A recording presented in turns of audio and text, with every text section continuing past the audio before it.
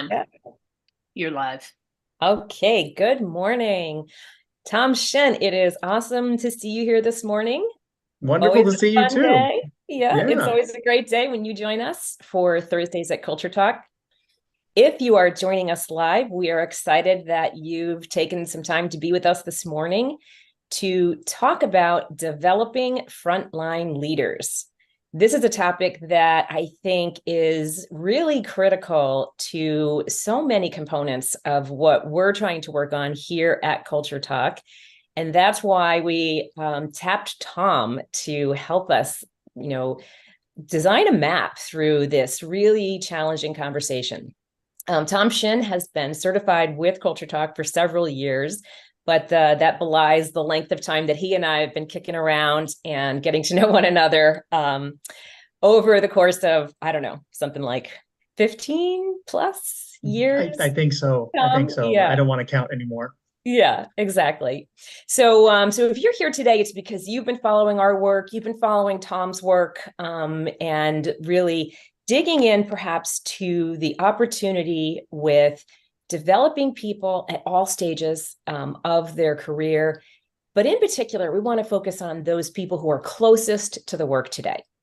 So tell us when you arrive, we'd love to hear from you. Who's here today? Where have you come from? Why are you joining us? And we'll sort of wrap your questions in as we go as well.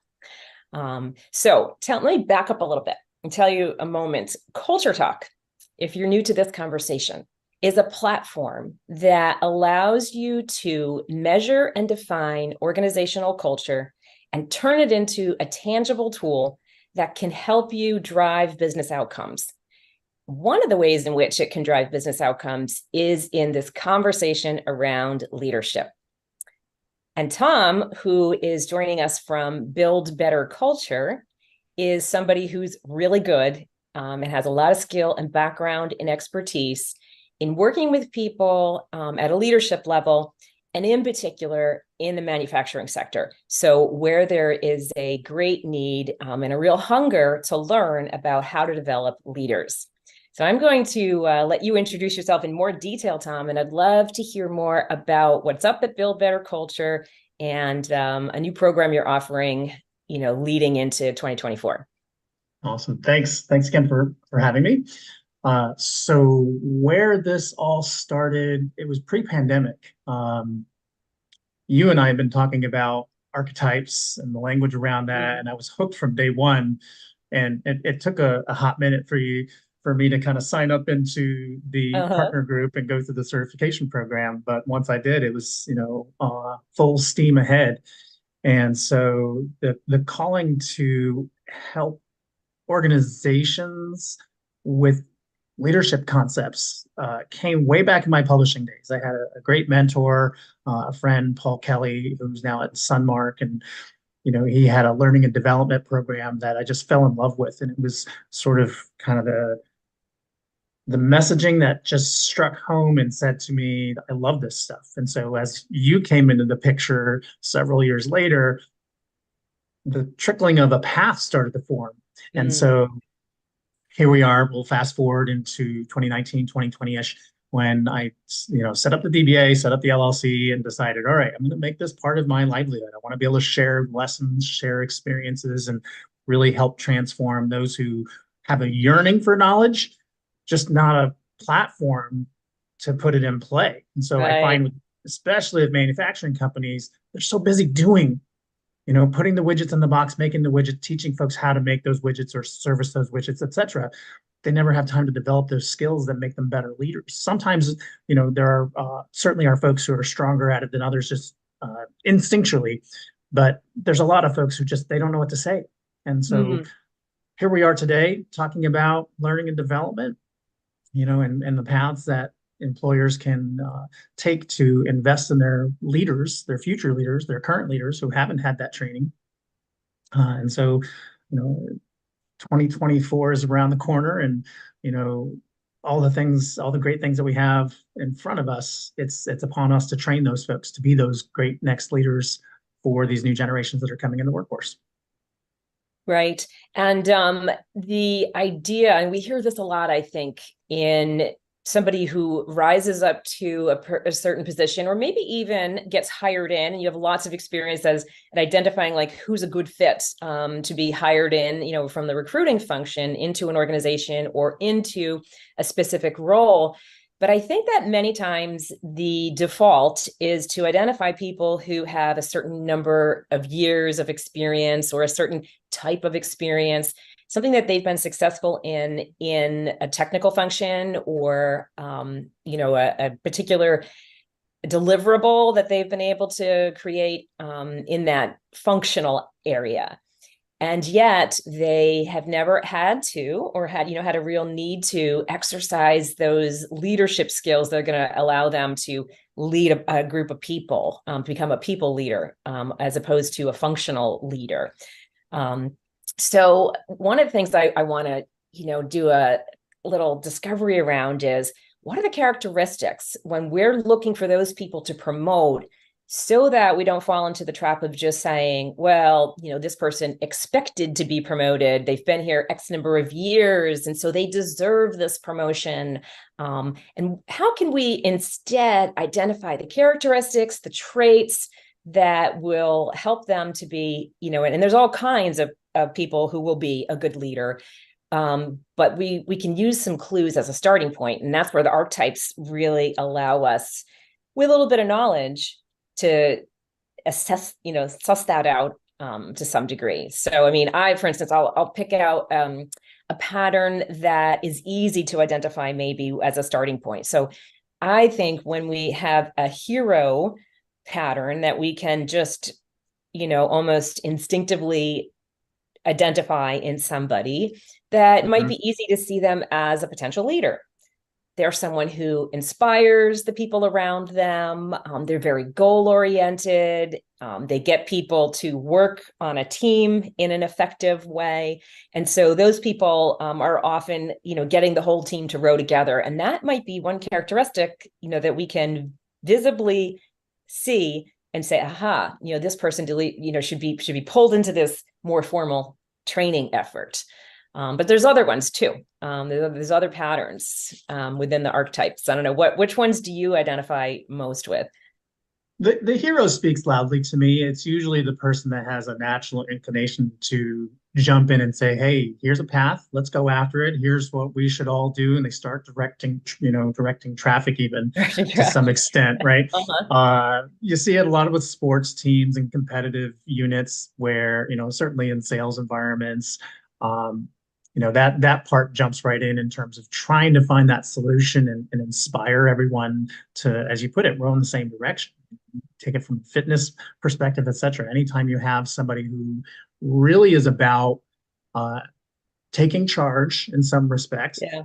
but you Winning, know, right? yeah, winning exactly. They want to make sure you get across Mm-hmm. the finish line, especially when you can see it in your friend groups for sure. When board game night comes out.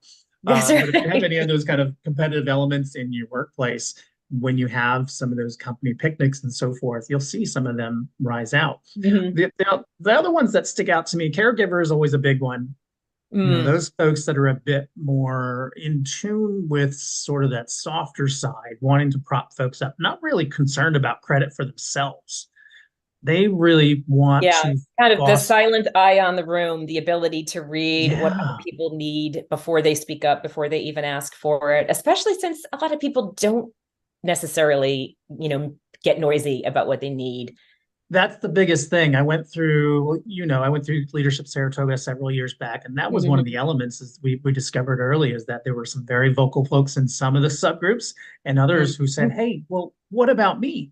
Like I have a voice too." And it was a small enough collective that we were able to kind of bring everyone together and make sure there's your every person, the fairness piece, make sure everyone had a Right. voice at the table. So that's another archetype that comes into play here is paying Yeah. attention to those that are trying to bring everyone in, both from a fairness standpoint, but also an inclusivity perspective. Mm-hmm. It's not that you're going to consider every possibility in solving things or reaching a finish line or finishing a project or so forth, but to hear them out and recognize that they have a valuable Right. add on to the conversations. Yeah, so the people who are able to do that are bringing the group along in a different way that maybe isn't standing out so much as that hero. We tend to pay more attention to that person, whereas the Yeah, caregiver is a little bit unassuming underneath the surface, behind the scenes, but really moving things in a productive way for the whole group with concern right. for the overall outcomes. And so learning to identify that trait, we might find different people to Yeah. rise into the leadership It's ranks. that nurture piece where, Mhm. they become a fan favorite amongst the employee groups because they care about everyone, they're checking in with everyone, making sure, so and so's family's taken care of if they've got things going on at home, making sure that, they see somebody who's got a frown coming in the door and checking in on them. Those Right. little subtle cues where they really have a pulse. They're Yep. almost your internal ambassador without having a, Yep. a name tag that says so. And someone Uh, who naturally is very high with emotional intelligence, right? Which is another right. soft skill we hear an awful lot about in leadership.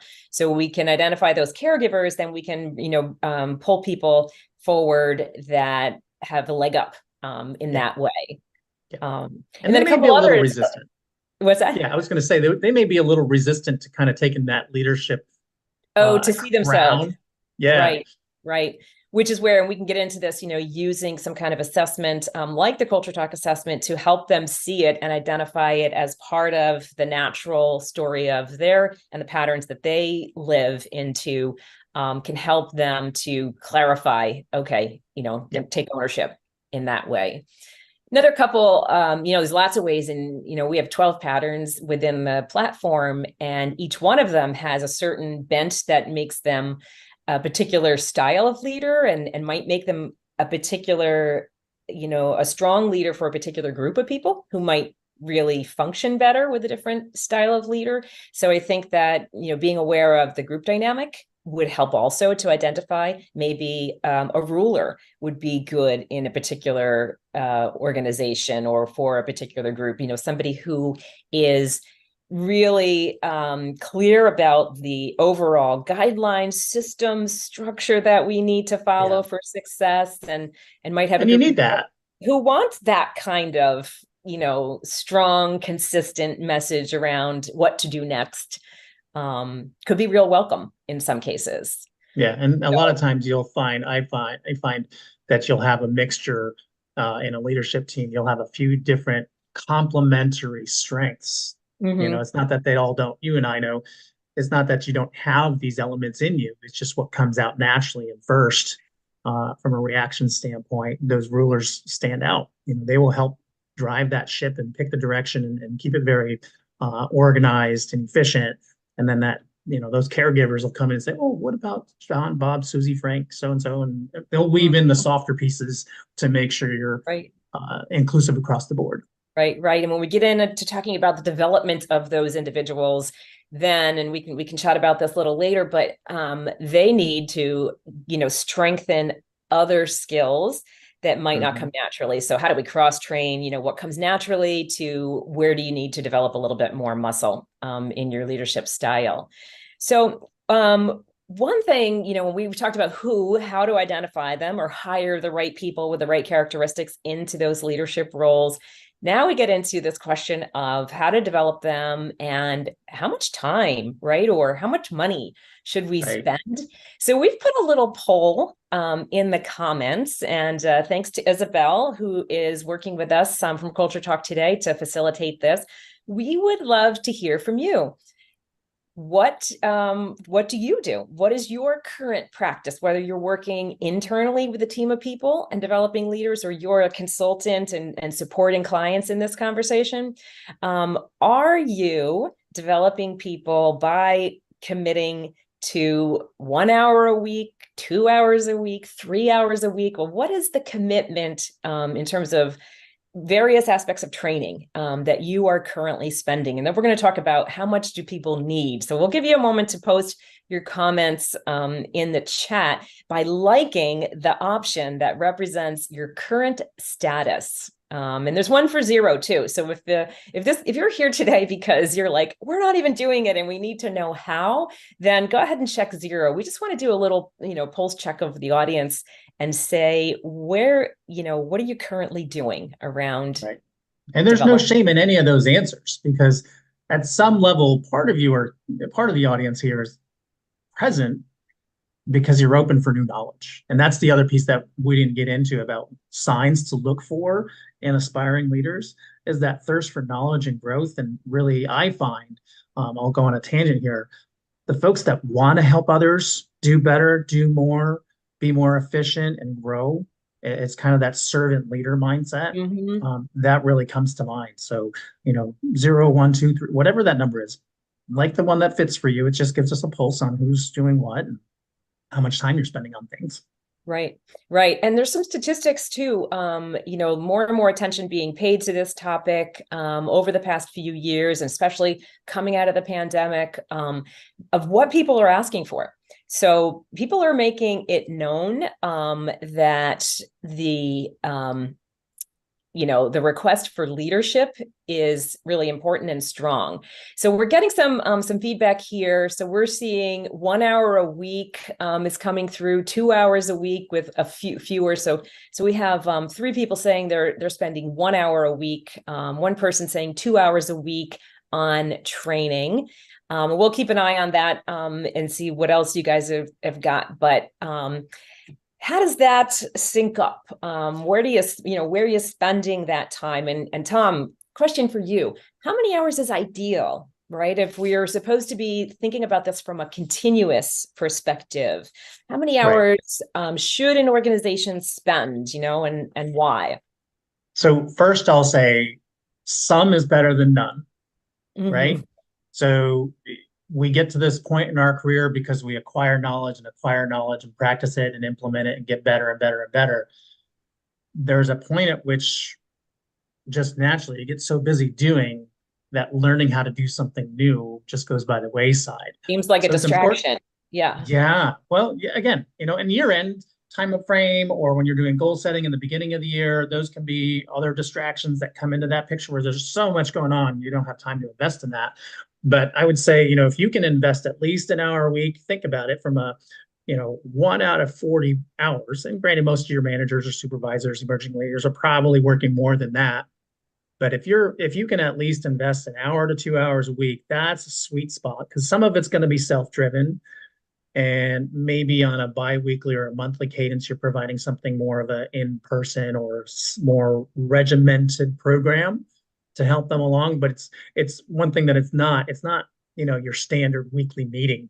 This is content to help them better themselves at leading folks and inspiring Right, them and right. influencing. So I think it's important here that we draw a line, sort of like a differential between the kind of learning that is just, specifically focused on my skills, my soft skills, and the ability to lead people, as compared to what might, at the surface take the lead and get more time and money devoted to it, which is, how do we build the widgets, or how do Right. I actually run the function? So more tactical areas. So let's get real clear about the division between those and what we're really talking about here when we say leadership development, and when it comes to frontline leaders. So I think that the dollars might land and be spent and the time more on that, practical. Right. And I relate it to, just even the most simple thing I can think of here is if you're spending 1% of your time trying to get better each week, incrementally, it's kind of like your IRA, your 401k, incrementally, those numbers add up, right? That's a great analogy. Yeah. The numbers don't lie. But if you're staying flat, again, you look at interest rates, they're just going to keep going, right? And you're going to get left in the And dust, inflation, right? you're going backwards. That's it. So you have to invest some, again, sweet spot, 1 to 2 hours would be great. And again, Mm-hmm. you can divvy that up a little bit between, hey, I used to tell folks that work with me and at various levels, various groups, associations, nonprofits, like do a little bit of this on your own, find some component that you want to learn on your own right? I'll help you with the other piece and guide you along this and that and the other. Right. And that's, helping folks move along and control some of their own or own some of that learning process. And by all means, most of your leaders probably do want to learn how to do things better. Today's audiences, you look at the employee bases and you can do some research on this, but over half of the new candidates, half of the millennials out there that are entertaining different job options say that This is learning what they're and growth, saying. Right. yeah, they need it. They want it.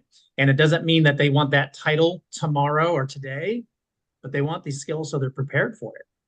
Yeah. So when we think about that, we're going to put another poll up. So let's get that queued up, Elizabeth. Isabel, we're going to focus on what are you currently doing around that knowledge base Tom just referenced. So in what ways are you, providing content for people to go back and to learn and to grow? Is it just happening sort of by osmosis? Are you expecting them to do it all outside of their work hours on their own?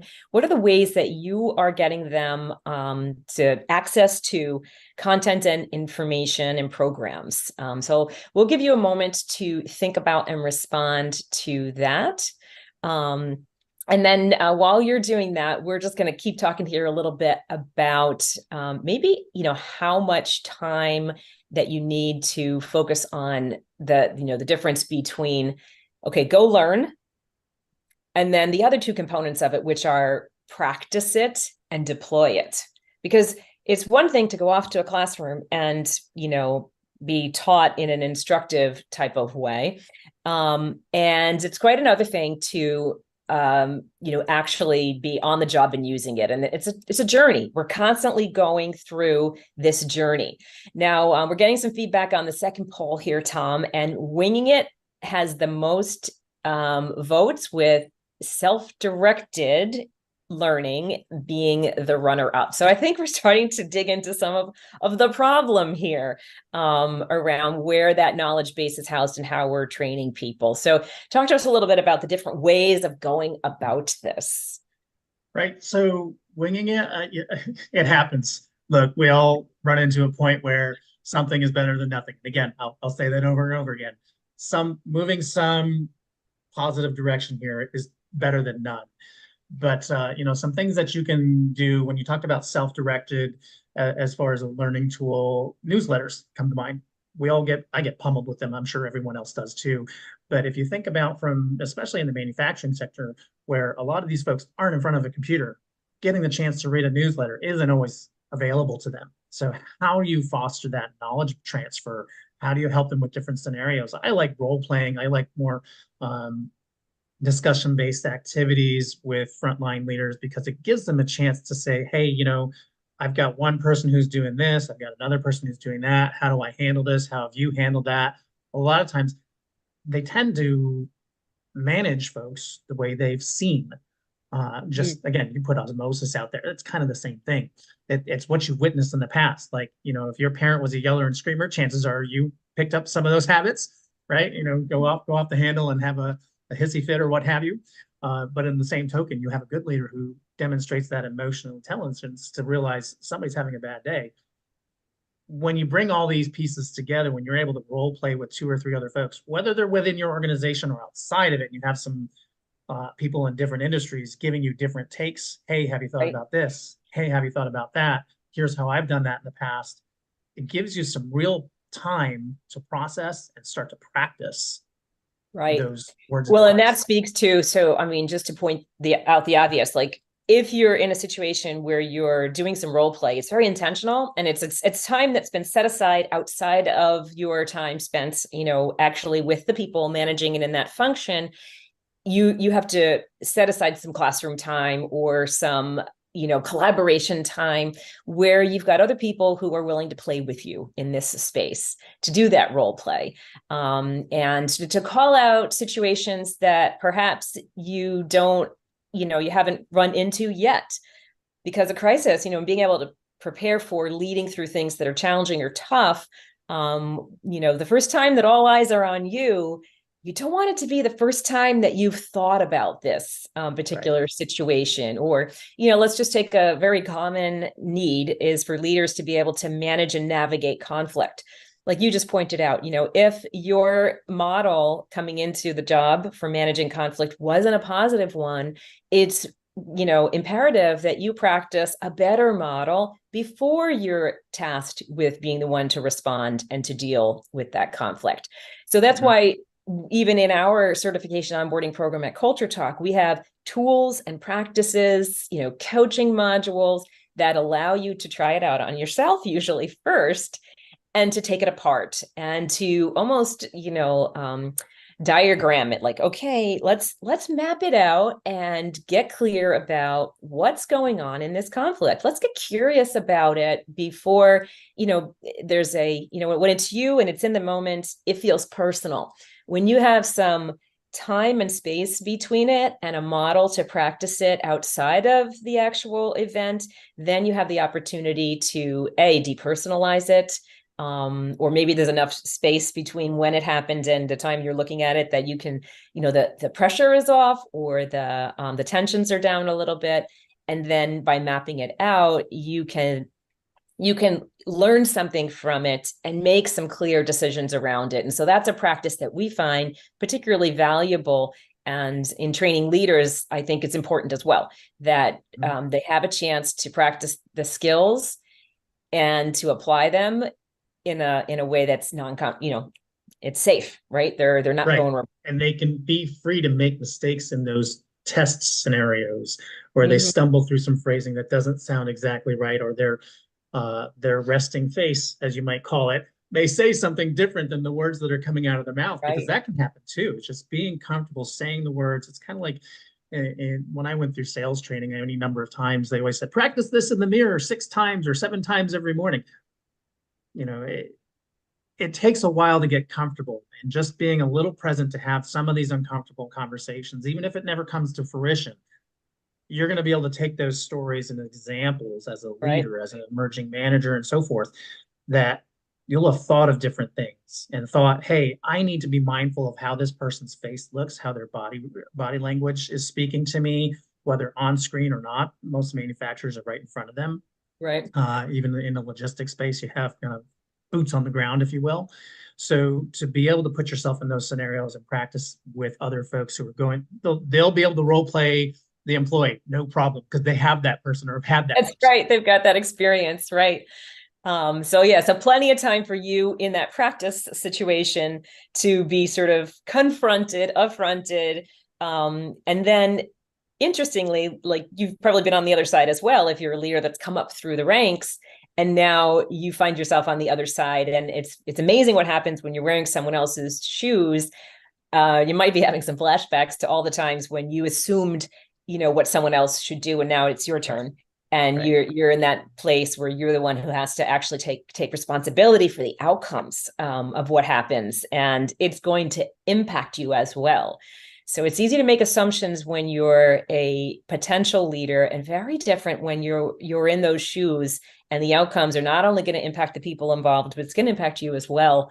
Mm-hmm. It starts to become glaringly obvious. Even So when you interview folks, if you're hiring managers or for those titles, we presume there's a tendency to presume that because you have a manager title and you say, well, how many people did you supervise and did you have to do this? And it's a lot of yes, yes, yes, no, no, no, very um, closed-ended type of questions, black and without white. getting context to understanding what were some of those conversations and getting explanations out of folks during those interviews and during those conversations. You really don't know, have they come across us? We rely on common sense. We think, oh, for sure they've had to fire somebody. Oh, for sure they've had to discipline somebody. 3 years, 4 years, whatever. That stuff has happened. Well, the How did it libertarian go? says that's yeah, So what right. was the outcome? Right. So I mean, I think when we talk about practicing the skills and deploying them in real time, there's some practices that can help them to be more successful. So some of the Mm-hmm. things that occur to me and then I wonder about, love to hear your thoughts on, are, the hiring. We just talked about that. So there's the piece about putting this leader in place, and now there's the reality that this leader is going to be conducting hiring interviews. And I bet they've never done that. And so here's this whole skill, becoming the hiring manager that, wow, how did I get here? I've never done this before. So how do I ask good interview questions? How do I identify characteristics that will be a good match for my team and, build the culture on this team? So what are some of the practical pieces of leadership development, for some of these anticipated tasks? Well, I think with most organizations, they're going to have some sort of HR presence. Um, those that don't, I'll touch on that as well. But there's usually some level of HR presence that guides you in the absolute do's and do nots, right? Mm-hmm. No, nothing Don't break about, the law. hey, right? Right. Stay in the legal zone, Yeah. right? But I think there's the descriptive questions, the behavioral style questions that really help draw conversation out. When you have a manager who's more aware from that emotional intelligence standpoint, more of that conversational piece to draw things out and get examples of scenarios, that helps. And if you're looking at promoting somebody from within in that context, it's folks who are interested in the development of the person, versus, they have to have 2 years of this and 1 year of that, 6 months of this, and so on and so forth, and getting very, um, check the box kind of things. Right. Boxes are important, but they're not the only thing that's there. There's a communication and aptitude component that comes into things. Right. Right. And obviously, one of the other ways that the whole archetype system and the framework that we use at Culture Talk is very valuable is potentially in that interview process when you're at a stage where you're trying to understand, okay, how does this person, add to the value of our team? We talk not always about culture fit, but as well, we look for culture add. So how does the characteristics and, how can we train those leaders that we're developing to identify those character traits and opportunities in other people and candidates as Right. they continue to finesse, whether it's forming teams from the people they already have, hiring people to join the team. How do you create that mix in such a way that the team just gelling, people are building their own internal awareness, almost Yeah. like, as I learn, I will teach you. Right. This is a Right. And great there's that equal practice. sharing that goes back and forth. You want to bring in folks who are going to add value. I'd like to use a spaghetti sauce example for Uh-huh. most of this, right? You're going to add some, this time you're going to add a little more salt, this time a little more oregano, different seasonings. And every person that you bring into the organization, and your leaders should think like this too, is how does this person add to that sauce? How do they make it sweeter or more bitter? Or how does it go with this type of protein or that type of salad and this and that and the other? Oh, So, you're making me hungry now. It's I almost know I'm lunchtime. thinking like it's almost lunchtime, but I think you have to look at it as an additive, to both bring some more information to the table, but also folks who are interested in learning what you have to say. There's a little bit of sharing back and forth and being open to that. When you have, I think one of the tough pieces that I would encourage folks to interview or probe around when considering, back to the considering who you want to bring into the fold here for Hmm. aspiring leaders, is folks that are know-it-alls are probably not your greatest leaders. Could they Not learn? as Yeah, open. but Yeah. that there's folks who just, I know everything and you can't teach me anything. And it's Right. frustrating and it's tough because they're really good at their day-to-day job. Right. But They're the experts, right? But sometimes that, prevents them from growing, yeah, because yeah. they feel like they've already arrived there. And Yeah. you may have dumped a cup of salt into your sauce instead of a teaspoon. Oh, what Yeah, about sometimes. Yeah, go discipline, ahead. Tom? So I think discipline is another area that, whether you have a chance to practice it, you're absolutely going to need to deploy it. Hopefully, with your leadership skills, as you're growing as a leader, you have less instances and times when discipline becomes a problem, but it's inevitable. And Mhm. I think that the way that you respond to it could really change the sort of type of discipline and the number of times you need to apply it. That's the goal, right? To Yeah. get the team functioning optimally. There's But an expectation setting that comes on the front end. And if you haven't had that yet, then you want to start teaching your folks how to have expectation setting conversations. Here are the goals, here's what's expected of you, and kind of check in on them as you move forward, aspiring leader, frontline employee, et cetera. guiding folks through, those conflict situations, you're not doing your job, comes down to them knowing what that is. And if you haven't clearly laid out and had the conversations around that and feel a little bit more comfortable, certainly folks who are uh, more gregarious have an easier time saying, here's what expected of you. Do you have questions? That's probably not a deep enough conversation.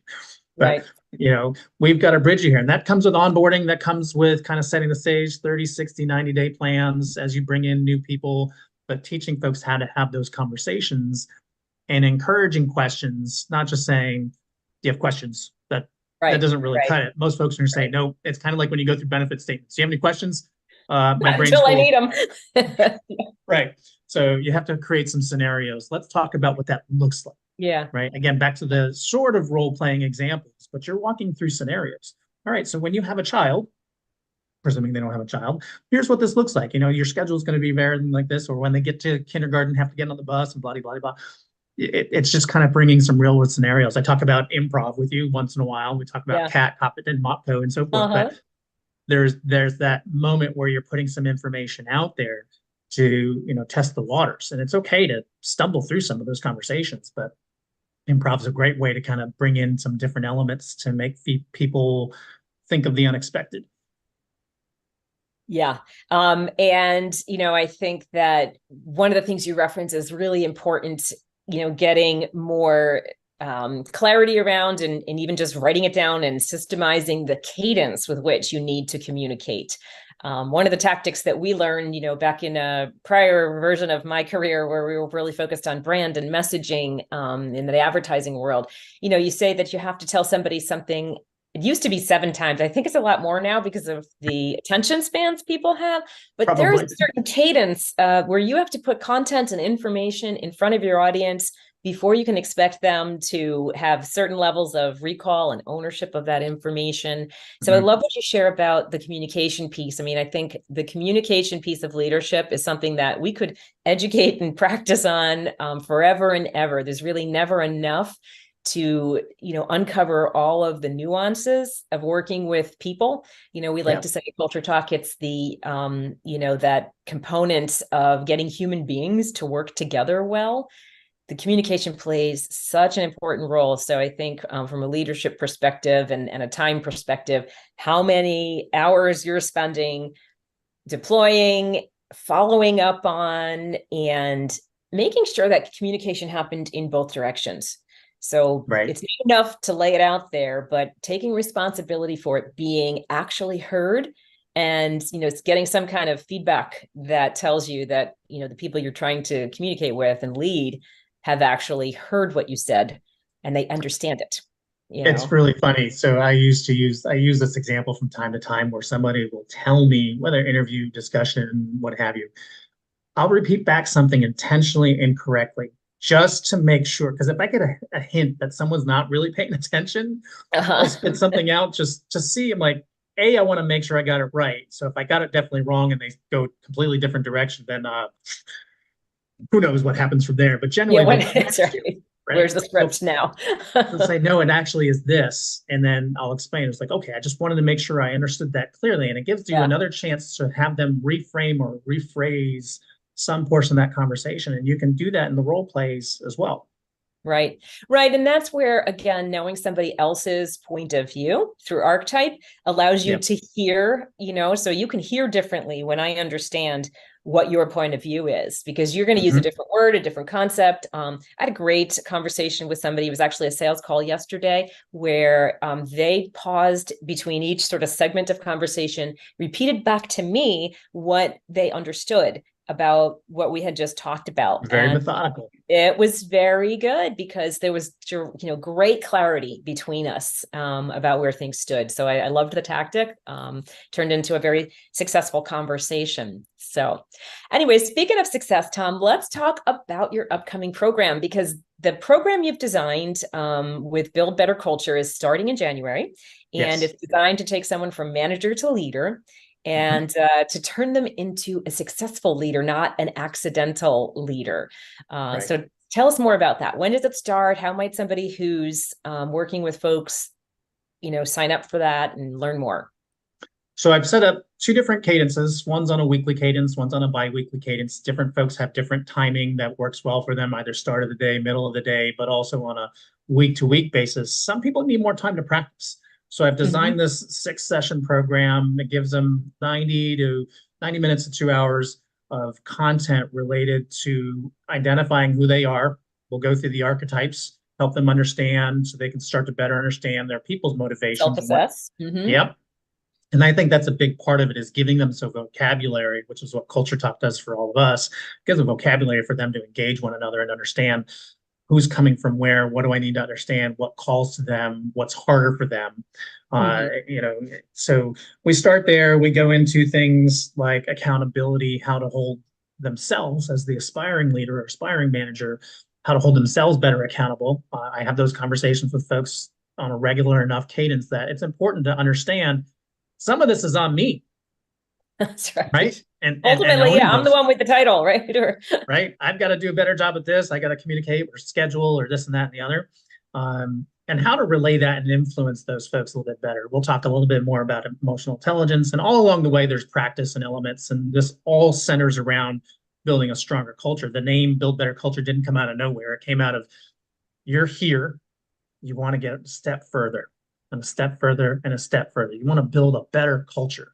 And Right. so you may have a great culture. Maybe you need to go a little bit step further than that. You may have just one that's just like, I don't know what it is, and I need to start somewhere. And this will help set those managers up to the point of success where they'll know how to better have conversations with folks, better read people, and be more empathetic in their understanding of what's going on. It doesn't mean that the person who's missing time left and right doesn't need to be promoted out of the organization, but it does allow them to have more human-based conversations to get them to that point, to be able to hold them accountable on a business front and not feel horrible about it at the back end. Right. Right. Right. So those programs start in January. I've got information up on my website where folks can dig in a little bit further. There's contact me information on there. So if they want to have a conversation, they can use my Calendly link. Can't say Calendly, right? There's too many L's. So they can use that to schedule some time for more of an in-depth conversation of what's included, what's it going to look like.